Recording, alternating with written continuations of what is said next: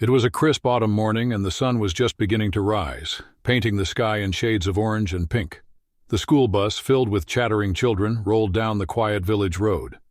The driver, Mr. Thomas, was a kind, elderly man who had been driving the bus for over 20 years. He knew every child by name and always had a warm smile or a funny joke to share. The children loved him. He wasn't just a driver.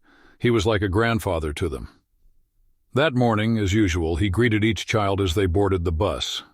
"Good morning, Sarah. Don't forget your homework today," he said with a chuckle. "Hey, Jake, did you finish that science project?"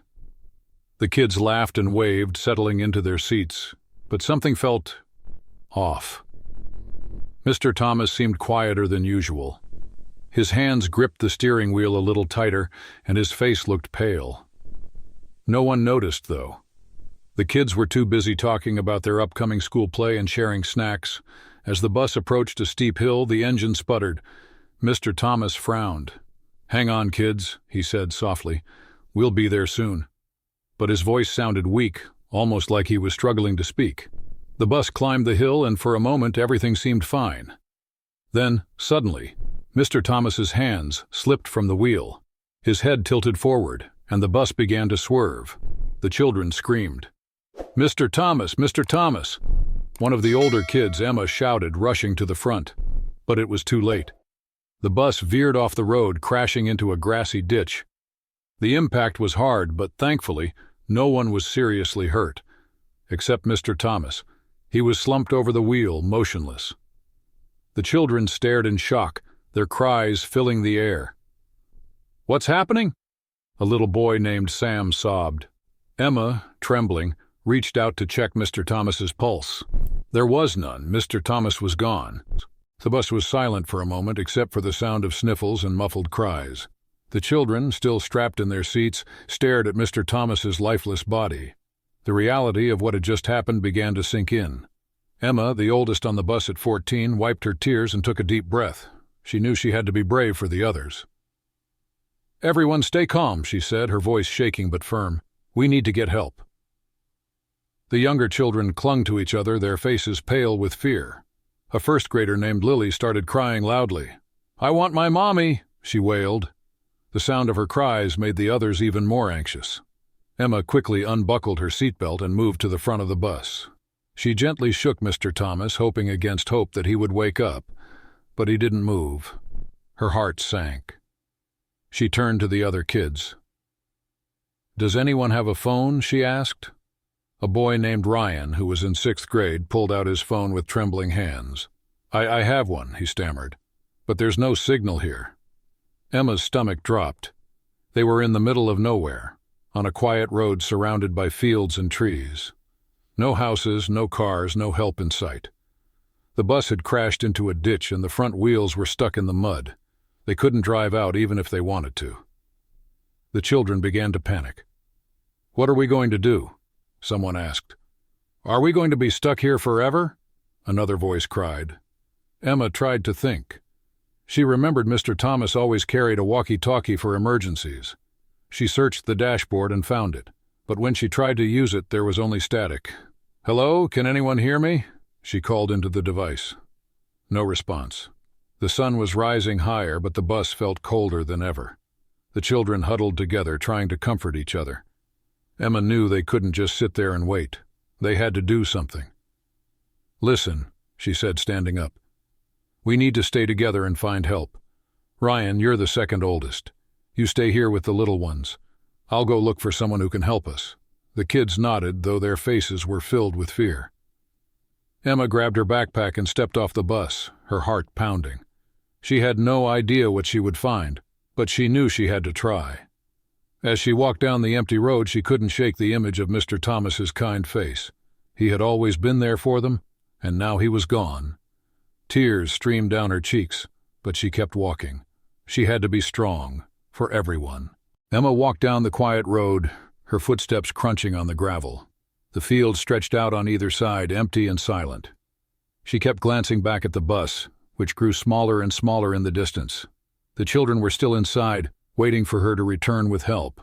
The weight of responsibility pressed heavily on her shoulders. After what felt like an eternity, she spotted a farmhouse in the distance. Her heart leaped with hope. She quickened her pace, her legs aching from the effort. As she got closer, she noticed an old man tending to a garden outside the house. "Hello! Please, we need help!" Emma shouted, waving her arms. The man looked up, startled. He squinted at her and then hurried over. "What's wrong, child?" he asked, his voice gruff but kind. Emma explained everything. How Mr. Thomas had suddenly collapsed, how the bus had crashed, and how the children were stranded. The man's face grew serious. "Stay here," he said. "I'll call for help." He rushed inside the house and Emma heard him talking on the phone. A few minutes later he came back out. "Help's on the way," he said, "but it might take a while. Let's get you back to the bus." The man, who introduced himself as Mr. Harris, grabbed his coat and a first aid kit. He led Emma to his truck and they drove back to the bus. When they arrived, the children's faces lit up with relief. "Emma, you came back!" Lily cried, running to her. Mr. Harris quickly assessed the situation. He checked on Mr. Thomas, confirming what Emma already knew. Then he turned to the children. "You're all very brave, he said. "Help is coming, but we need to stay calm until then." The children nodded, their fear easing slightly. Mr. Harris handed out blankets from his truck and gave them water to drink. He stayed with them, telling stories to keep their minds off the situation. As they waited, Emma couldn't stop thinking about Mr. Thomas. She remembered how he always made sure everyone was safe and happy. He had been their protector, and now he was gone. Tears filled her eyes again, but she wiped them away. She had to stay strong. After what felt like hours, the sound of sirens broke the silence.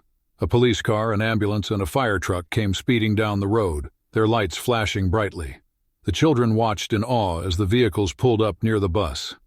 Paramedics rushed to Mr. Thomas first, but it was clear there was nothing they could do. They covered him gently with a blanket, and the children looked away, their hearts heavy with grief. The police officers and firefighters quickly got to work. They checked on the children, making sure no one was injured. A kind paramedic named Sarah knelt beside Lily, who was still crying softly. "Hey, sweetie," Sarah said, her voice gentle. "You're safe now. We're going to take care of you." The firefighters worked to free the bus from the ditch while the police officers began organizing how to get the children home. Emma stood nearby watching everything unfold. She felt a mix of relief and sadness. They were safe, but Mr. Thomas was gone. One of the officers approached her. "You're Emma, right?" he asked. She nodded. "You did a really brave thing today," he said. "You saved these kids by getting help. Mr. Thomas would be proud of you." Emma's eyes filled with tears again, but this time they were tears of gratitude.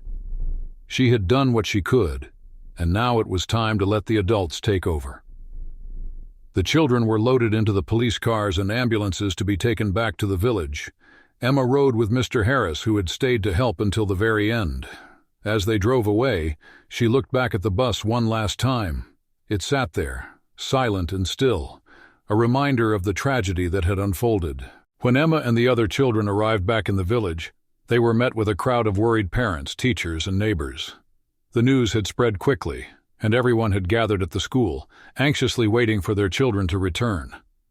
As the vehicles pulled up, parents rushed forward, hugging their kids tightly. Tears of relief and sorrow filled the air. Emma's mom ran to her, pulling her into a tight embrace. "Oh, Emma, I was so worried," she said, her voice trembling. "Are you okay?" Emma nodded, but she couldn't hold back her tears anymore. She buried her face in her mom's shoulder and cried. The weight of everything she had been through finally hit her. Her mom held her close, stroking her hair. "You're safe now," she whispered. "That's all that matters." The school principal, Mrs. Carter, gathered everyone in the auditorium.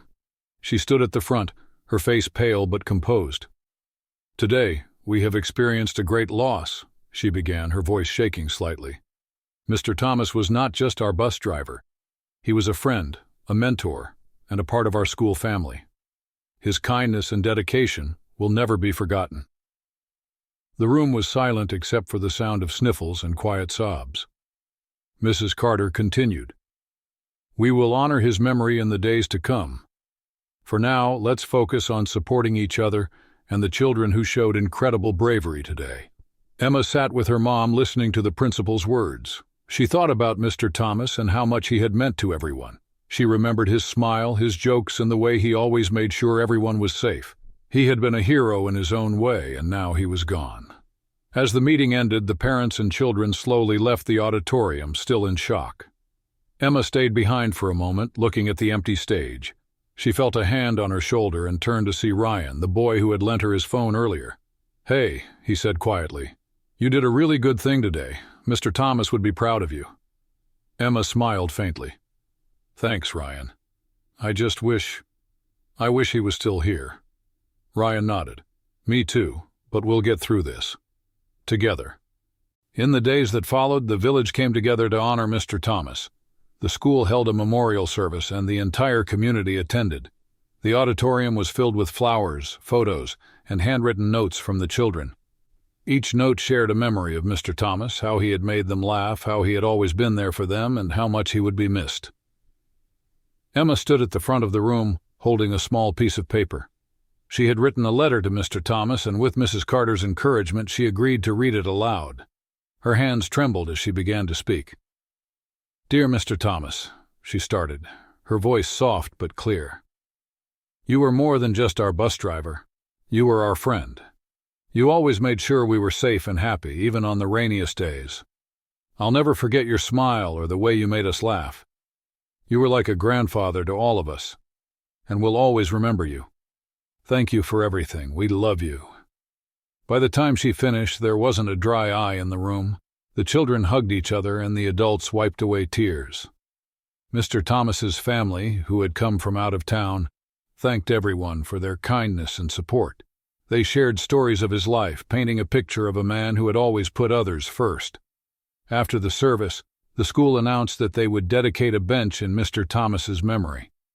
It would be placed near the bus stop where he had greeted the children every morning. A small plaque on the bench would read, "In loving memory of Mr. Thomas, who drove us safely and filled our hearts with joy." As the weeks passed, life slowly returned to normal, but Mr. Thomas's absence was deeply felt. The new bus driver was kind, but he wasn't Mr. Thomas. The children often talked about him, sharing stories and keeping his memory alive.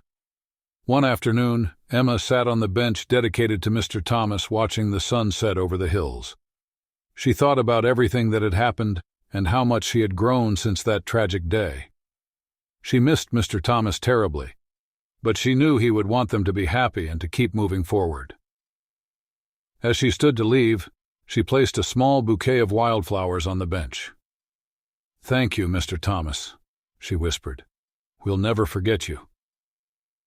And with that, she walked home, her heart a little lighter, knowing that Mr. Thomas's legacy of kindness and love would live on in all of them.